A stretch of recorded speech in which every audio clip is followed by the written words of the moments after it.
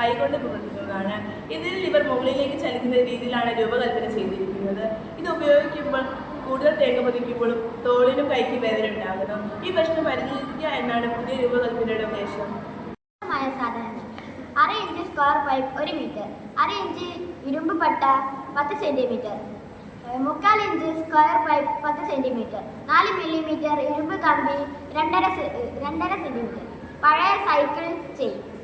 15 × 15 centimetre വലുപ്പത്തിൽ ഇരുമ്പ് കമ്പി കൊണ്ട് 2 ചവിട്ടുപടി തയ്യാറാക്കുക. അതിൽ ചവിട്ടുപടിയുടെ സൈഡിൽ നടുവിലായി സ്ക്വയർ പൈപ്പ് 90 ഡിഗ്രിയിൽ ഉറപ്പിക്കുക. അതിലേക്ക് വലിയ സ്ക്വയർ പൈപ്പ് കടത്തിവിടുക. കുത്തനെ വെച്ച പൈപ്പിൻ്റെ ഉയരം 75 ഡിഗ്രി. ഇതിൻ്റെ ആഗ്രഹത്തിൽ 4 ഇഞ്ച് നീളത്തിലും ഉറപ്പിക്കുക.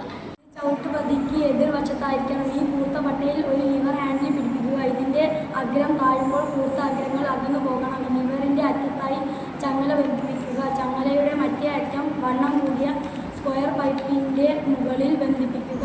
ഈ പൈപ്പ് നീളമുള്ള പൈപ്പിൻ്റെ താഴെ നിന്നും 20 സെന്റിമീറ്റർ ഉയരത്തിൽ നിൽക്കുന്ന രീതിയിലാവണം ക്രമീകരണം. ഈ പൈപ്പിൽ ആദ്യത്തെ ചവിട്ടുപടിക്ക് എതിർവശത്തായി അടുത്ത ചവിട്ടുപടി പിടിപ്പിക്കുക. ആദ്യ പടിയിൽ ചവിട്ട് പിടിച്ച് തേങ്ങ കോർത്ത ഭാഗത്ത് കുത്തിവയ്ക്കുക. പിന്നീട് രണ്ടാം ചവിട്ടുപടിയിൽ ചവിട്ടുക. ഈ സമയത്ത് ചെയിൻ വലിയുകയും ലിവർ താഴുകയും ചെയ്യും.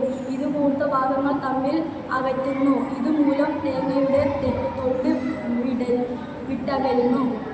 പഴയ മോഡലിൽ മുകളിലേക്ക് ലിവർ വലിക്കുന്നത് ശ്രമകരമാണ്.